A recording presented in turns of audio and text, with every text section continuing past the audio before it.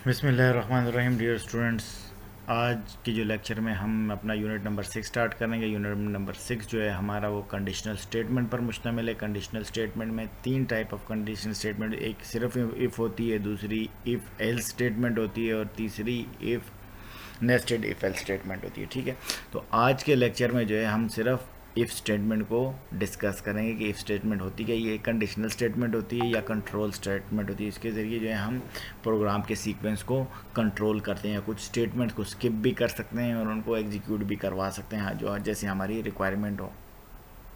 इसका साइंटेक्स कुछ इस तरह का होता है।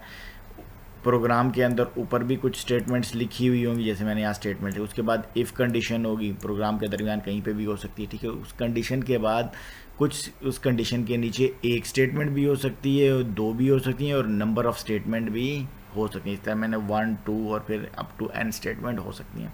तो इसको लिखने का तरीका ये है कि हम इसकी जो अलाइनमेंट होगी ना पाइथन प्रोग्रामिंग के अंदर, पाइथन प्रोग्रामिंग जैसे यहाँ हमने इफ़ लिखा है तो इफ़ से थोड़ा सा यहाँ हमने टैब दिया हुआ है, एक सबको थोड़ा सा आगे टैब दिया हुआ स्टेटमेंट है।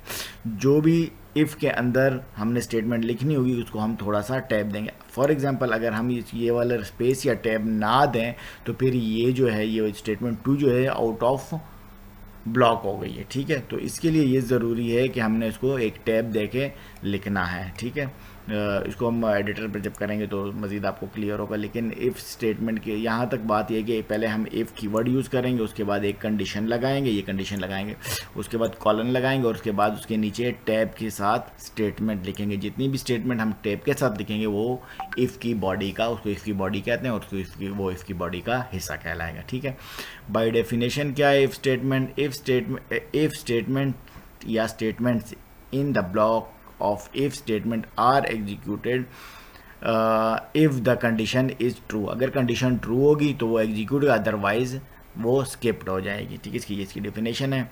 इसको पिक्टोरियली आपके सामने ये रिप्रेजेंट किया हुआ है। कंडीशन है, कंडीशन अगर ये टी लिखा हुआ है, टी फॉर ट्रू, तो ये स्टेटमेंट एग्जीक्यूट होंगी। अदरवाइज क्या होगा, ये स्टेटमेंट एग्जीक्यूट होंगी, स्किप हो जाएगी और प्रोग्राम की अगर नेक्स्ट स्टेटमेंट होगी तो वो चलेगी, अगर नेक्स्ट स्टेटमेंट नहीं होगी तो क्या हो जाएगा, प्रोग्राम हमारा ख़त्म हो जाएगा, टर्मिनेट हो जाएगा। जैसे ये वाली कंडीशन है, अगर ये कंडीशन ट्रू होगी तो ये इसके नीचे जो स्टेटमेंट्स हैं ये चलेंगी, चाहे एक स्टेटमेंट हो या इससे ज़्यादा हो। अगर नहीं, अगर ये फॉल्स है तो ये जितनी भी स्टेटमेंट इसके नीचे लिखी होंगी ये क्या करेगा, स्किप कर देगा।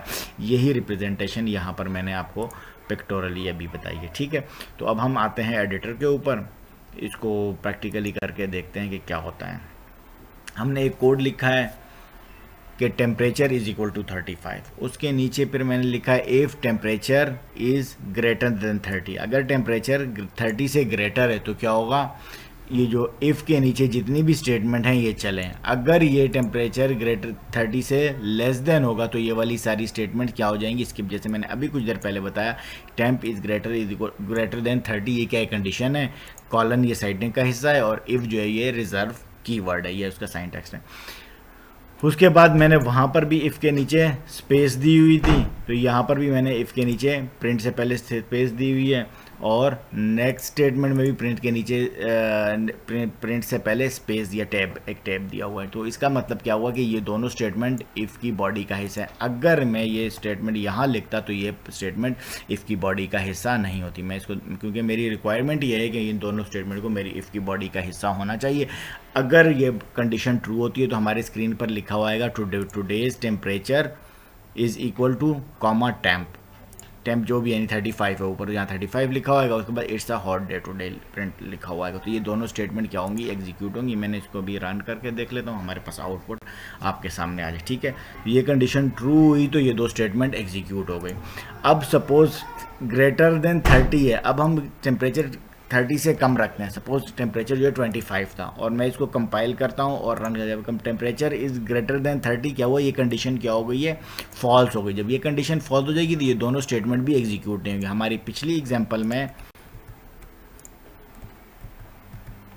पिछली वैल्यू में जब हमने 35 रखी थी तो हमारे पास ये दोनों स्टेटमेंट आ गई थी। अब जब मैं इसको रन करूंगा तो इनमें से कुछ भी नहीं आएगा, खाली स्क्रीन होगी और प्रोग्राम टर्मिनेट हो जाएगा। ये देखें आप, प्रोग्राम फिनिश हो गया, ऊपर कुछ भी नहीं। क्यों, ये दोनों स्टेटमेंट जो है स्किप कर दी। क्यों स्किप की है, क्योंकि हमारा टेम्परेचर 25 से 30 से बिलो है। ठीक है, अगर हम 30 या 31 या 30 से हाईएस्ट रखते हैं तो क्या होगा, हमारे पास फिर ये स्टेटमेंट एग्जीक्यूट होगी। दोबारा हम देखो कोई और वैल्यू देते हैं, 45 कर देते हैं, इस बार हम 40 कर देते हैं। मैंने 40 की, कंपाइल किया और रन किया तो आपके पास स्क्रीन के ऊपर अब दोबारा वही आएगा,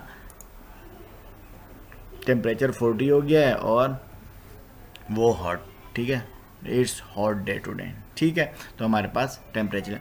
अब अगर सपोज मैं स्टेटमेंट को थोड़ा सा चेंज कर देता हूँ,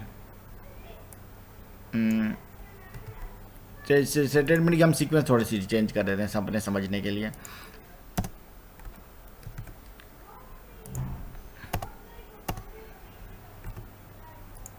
मैंने थोड़ी सी स्टेटमेंट की सीक्वेंस चेंज की, इसको दोबारा रन किया तो हमारे पास क्या आया,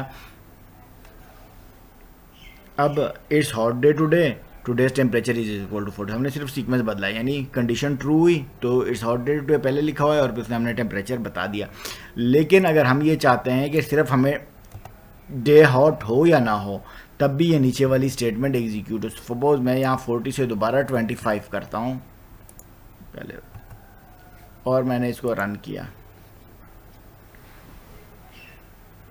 अब क्या हुआ, कुछ भी एग्जीक्यूट नहीं हुआ। क्यों? क्योंकि दोनों स्टेटमेंट जो हैं इस लूप की बॉडी के अंदर है। लेकिन मैं चाहता हूँ कि डे टेम्परेचर 30 से अबव हो या ना हो, लेकिन हमारे पास प्रिंट आए कि आज का टेम्परेचर क्या है। तो आज का टेम्परेचर मालूम करने के लिए मैंने इस स्टेटमेंट को टैब हटा दिया, ये आखिरी वाली जो स्टेटमेंट है, print today's temperature is equal to.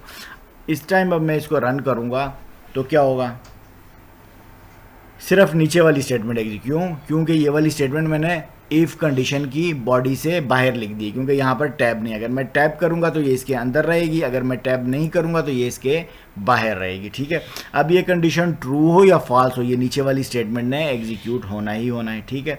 तो मैंने 25 पे किया तो 25 पे सिर्फ टेम्परेचर लिखा हुआ आया, इट्स हॉट डे टुडे क्यों लिखा हुआ नहीं आया, इसलिए लिखा हुआ नहीं आया क्योंकि टेम्परेचर जो है 30 से बिलो है।